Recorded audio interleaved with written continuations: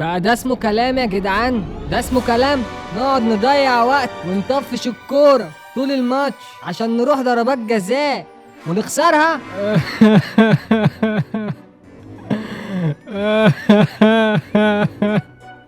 خلاص بقى يا ابو جبل، قدر ولطف، تعملش في نفسك كده.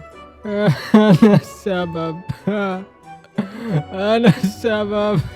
لا لا ما تقولش كده، انت بس لو ما نشفتش دماغك وكنت مرة واحدة بس تنط شمال كان زمانك صديت كورة، انما انت واخدها على صدرك قوي وطلاق 3 لا نط يمين بس. دماغ صعيدة دي انا عارف، تعملش في نفسك كده يا ابو جبل. مش هسامح نفسي. مش هسامح نفسي. طب واسي شوية انت بقى عاشور عشان انا تعبت. هو انتوا مين يا جدع؟ اواسي مين؟ اواسي ابو جبل يا ابني. ليه؟ هو ايه اللي حصل يا ابني؟ انت فقدت الذاكرة بس انت واقع على دماغك من يومين مش النهاردة. انت قصدك عشان مصر خسرت يعني؟ ايوه امال ايه؟ ما انا كنت بشجع الكونغو اصلا.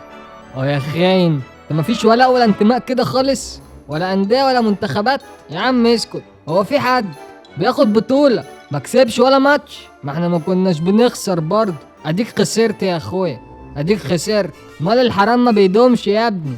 انت بتقول ايه يا عاشور؟ ادي فرصه لحد بيلعب كوره بقى اللي يشرف افريقيا، انما احنا هناخد بطوله عافيه ولا ايه؟